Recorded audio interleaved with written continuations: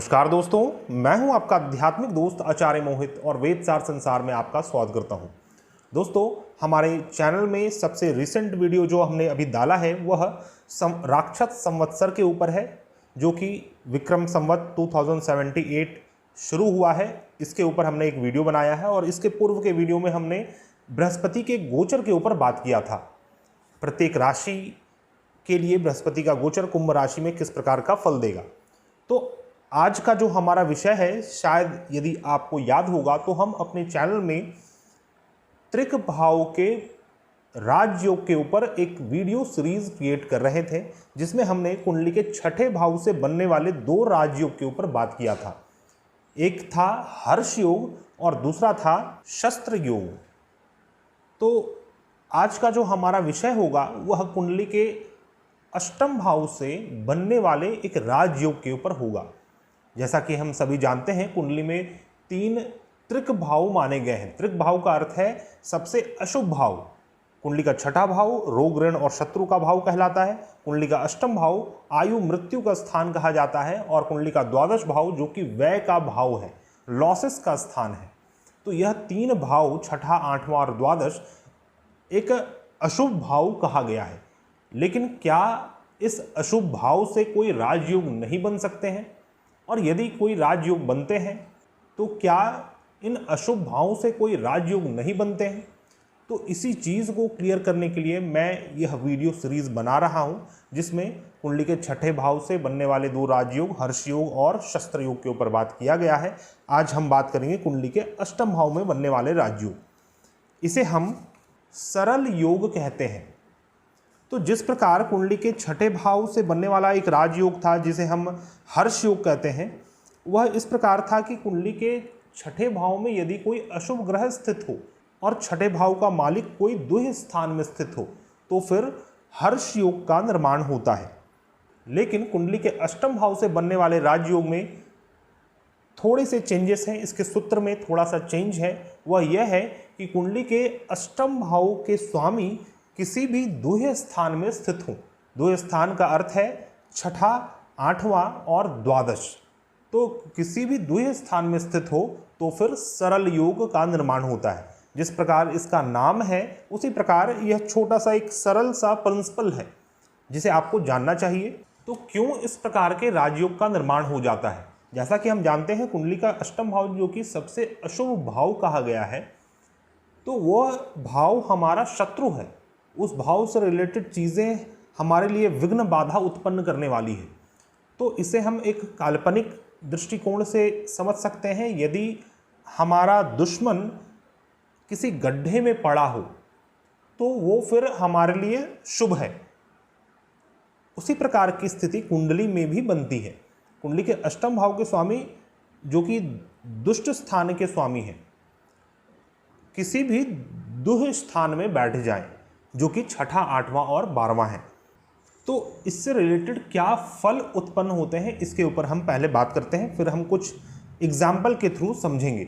जिस भी व्यक्ति का जन्म सरल योग में होता है, ऐसे व्यक्ति दीर्घ आयु होते हैं, दृढ़ मति वाले होते हैं, अर्थात कि निश्चयात्मकता बुद्धि वाले होते हैं और निर्भय होते हैं। ऐसे जातक लक्ष्मीवान, विद्यावान, पुत्र और धन से युक्त होते हैं तथा अपने अनेक प्रकार के उद्योग से, अपने अनेक प्रकार के कर्म से ऐसे जातक सफलता को प्राप्त करते हैं।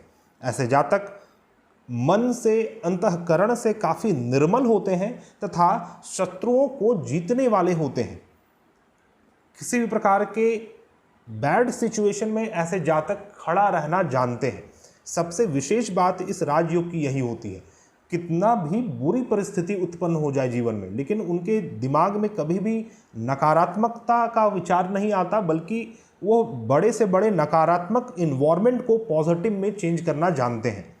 और इसीलिए ऐसे जातक विख्यात पुरुष होते हैं, विख्यात स्त्रियां होती हैं। तो एक बहुत ही बेहतरीन राजयोग है जो कि अष्टम भाव से यदि बनता है तो आपका अष्टम भाव और अष्टम भाव से रिलेटेड फल भी शुभ प्रकार से प्राप्त होते हैं।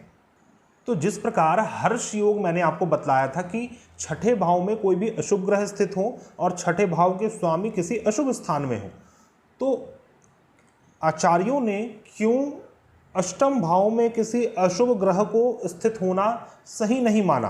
तभी तो इस सूत्र में सिर्फ और सिर्फ अष्टमेश का दुह्य स्थान में स्थित होना बतलाया गया है। उसका रीज़न यह है कि कुंडली का अष्टम भाव एक अशुभ स्थान माना गया, सबसे अधिक अशुभ स्थान माना गया है। तो कुंडली के अष्टम भाव में कोई अशुभ ग्रह की दृष्टि भी पड़ जाए या फिर कोई अशुभ ग्रह स्थित हो, तो जिस भाव के वह अशुभ ग्रह स्वामी है उस भाव के फल में कमी आती है तथा अष्टम भाव के फल भी बिगड़ जाते हैं। तो इसीलिए अष्टम भाव से किसी प्रकार का संबंध कोई भी ग्रह का ना हो तो वह सबसे बेहतर स्थिति मानी गई है कुंडली की। लेकिन उसमें भी यदि अष्टमेश को देखना आवश्यक है, क्योंकि अष्टमेश तो जहाँ पर होंगे वहाँ पर अशुभता फैलाएंगे, क्योंकि वो अशुभ स्थान के स्वामी हैं। इसीलिए यह एक प्रकार का राजयोग है, क्योंकि अष्टमेश ही दुह्य स्थान में चले जा रहे हैं, अर्थात कि उनको उनके हिसाब का माहौल, उनके हिसाब का एक कंडीशन मिल जा रहा है जहाँ पर वो एक अच्छे प्रकार से रोल प्ले कर सकते हैं। आइए कुछ एग्जाम्पल से हम इस योग को और अच्छे से समझते हैं। जैसा कि मैंने आपको बतलाया कि कुंडली के अष्टमेश जो हों, अष्टम भाव के स्वामी हों, वह किसी भी अशुभ स्थान में स्थित हों। तो कुंडली का अशुभ स्थान छठा, आठवां और द्वादश होता है। तो यहाँ पर के स्वामी मंगल ग्रह हैं, जैसा कि आप देख सकते हैं वृश्चिक राशि है अष्टम भाव में, तो यहाँ पर के स्वामी मंगल ग्रह हैं। यदि मंगल ग्रह आपके छठे भाव में स्थित हो तो फिर यहाँ पर सरल योग का निर्माण होता है। उसी प्रकार यदि मंगल आपके द्वादश भाव में स्थित हो तो यह भी सरल योग का निर्माण करेगा, और मंगल यदि अष्टम भाव में स्थित हो तब भी सरल योग का निर्माण होगा। मंगल या तो स्वगृही हो, अर्थात कि अष्टमेश अष्टम भाव में ही हो, या फिर द्वादश में हो, या फिर छठे भाव में हो, तो इस सरल योग का निर्माण होगा। और इस सरल योग से रिलेटेड जो भी फल मैंने आपको बतलाए हैं वो सभी आपको प्राप्त होंगे। लेकिन यहाँ पर भी कुछ विषमताएं हैं। जैसा कि हम सभी जानते हैं कुंडली का छठा भाव एक अशुभ स्थान माना गया है, उसी प्रकार अष्टम भाव भी अशुभ स्थान माना गया है। तो अशुभ के स्वामी अशुभ में बैठ जा रहे हैं, ये तो एक राजयोग का निर्माण करता है, लेकिन इससे रिलेटेड कुछ कॉम्प्लिकेशंस भी क्रिएट होते हैं। जैसे कि छठा भाव जो है वह रोग, ऋण और शत्रु का स्थान है, जो छोटे रूप से रोग, ऋण और शत्रु हैं, जो कि हिंड्रेंस आपको अपने जीवन में आते हैं। और अष्टम भाव जो है वह बड़े रूप से रोग, ऋण और शत्रु का स्थान है। तो बड़े रोग, ऋण और शत्रु के स्वामी छोटे रोग, ऋण और शत्रु के स्थान में बैठ जा रहे हैं। तो जो भी रोग हैं, जो भी शत्रु हैं आपके, जो भी जीवन में हिंड्रेंस है, बाधाएं हैं, जो अचानक से क्रिएट होता है, वो आपको धीरे धीरे क्रिएट होगा। ऐसा कोई रोग जो कि किसी भी जातक को बहुत जल्दी लग जाने वाला हो, मान लीजिए कोई इन्फेक्शन हो, कोई वायरस का इन्फेक्शन हो किसी व्यक्ति के अंदर, वो बहुत जल्दी सक्रिय हो जाएगा, विद इन 4 to 5 डेज उनको असर दिखना शुरू हो जाएगा। लेकिन हो सकता है आपको वह 1 महीने 2 महीने में उसका असर दिखे, आपके बॉडी में वो वायरस जाकर फ्रीज हो जाए और वो धीरे धीरे एक्टिवेट हो। तो इस प्रकार की स्थिति भी उत्पन्न होती है।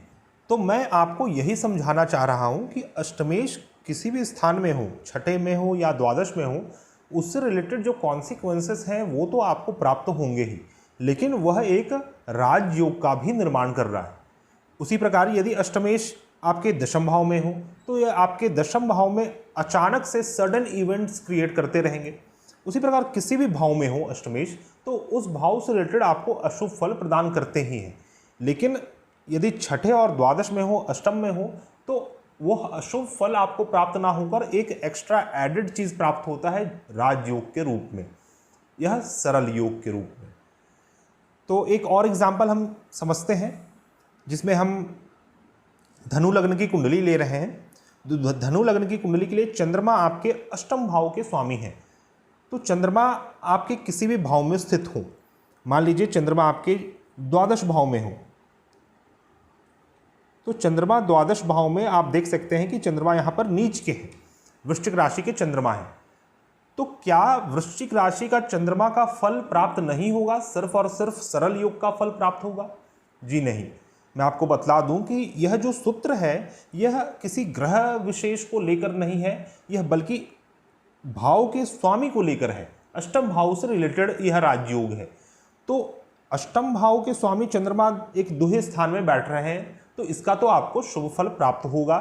जो भी मैंने सरल योग का फल आपको बतलाया है कि ऐसा जातक दीर्घ आयु होता है, विद्या, पुत्र, धन और लक्ष्मीवान होता है तथा ऐसे जातक के शत्रु परास्त होते हैं। तो ये सभी फल आपको प्राप्त होगा यदि चंद्रमा आपके द्वादश भाव में है तो अष्टमेश होकर। लेकिन आप देखेंगे यहाँ पर तो चंद्रमा आपके नीच के हैं, तो इस नीच के चंद्रमा का फल आपको अलग से प्राप्त होगा। ऐसा नहीं है कि इस राजयोग के कारण यह जो चंद्रमा नीच के हो रहे हैं यह अपना फल नहीं देंगे।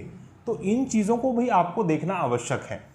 उसी प्रकार मान लीजिए यहाँ पर कोई भी एक अशुभ ग्रह बैठे हों, मान लीजिए यहाँ पर आपके शनि ग्रह स्थित हों, शनि ग्रह एक अशुभ ग्रह माने गए हैं, तो फिर शनि आपके यहाँ पर द्वितीय और तृतीय स्थान के स्वामी हैं। तो द्वितीय और तृतीय के स्वामी होकर जब यह अष्टम भाव में बैठेंगे तो द्वितीय और तृतीय का फल का नाश करेंगे, द्वितीय और तृतीय का फल का आपको ह्रास होगा, उसके फल में, उसके शुभ फल में कमी आएगी। और लेकिन शनि चूंकि एक ऐसे प्लैनेट हैं जो कि चीज़ों को वृद्धि करवाते हैं, चीज़ों को बड़ा करते हैं, इसके कारण यह आपके आयु को लंबा करेंगे। लेकिन इस स्थिति में यह सरल योग का निर्माण नहीं होता है, क्योंकि अष्टम भाव में कोई एक ग्रह स्थित है, चाहे वो शुभ हो या फिर अशुभ हो। लेकिन यदि कोई अष्टम भाव में ग्रह है तो फिर सरल योग लागू नहीं होगा। अष्टम भाव में कोई ग्रह स्थित ना हो और अष्टमेश आपके द्वितीय स्थान में स्थित हो, तब यह सरल योग का निर्माण होगा। उसी प्रकार मान लीजिए शनि ग्रह यहां पर ना होकर अपने ही स्वराशि में स्थित हो, तब भी इस सरल योग में फल में कमी उत्पन्न होगी, क्योंकि शनि ग्रह की दृष्टि यहां पर अष्टम भाव में पड़ रही है। तो शनि की दृष्टि अष्टम भाव में पड़ने के कारण फिर से शनि अष्टम भाव के फल में कमी उत्पन्न कर रहे हैं, अर्थात कि चंद्रमा का जो यह योग बना हुआ है द्वितीय स्थान में बैठना, इसे थोड़ा कमजोर कर रहे हैं। तो आपको इंटेंसिटी देखना आवश्यक है, कितने इंटेंसिटी के साथ, कितने डिग्निटी के साथ कोई योग आपकी कुंडली में बना हुआ है। तो दोस्तों, आशा करता हूं आपको मेरा यह वीडियो पसंद आया होगा। यदि आपको हमारे वीडियोस पसंद आते हैं तो कृपया हमारे चैनल को सब्सक्राइब करें, हमारे इस वीडियो को ज़्यादा से ज़्यादा लाइक करें, शेयर करें। और यदि आप किसी भी प्रकार की समस्या से जूझ रहे हैं और उसका समाधान ज्योतिष शास्त्र के माध्यम से चाहते हैं तो आप हमारे से कांटेक्ट कर सकते हैं। हमारा कांटेक्ट डिटेल्स आपको मेरे डिस्क्रिप्शन बॉक्स में मिल जाएगा। हम मिलते हैं नए वीडियो में, तब तक के लिए धन्यवाद। जय हिंद।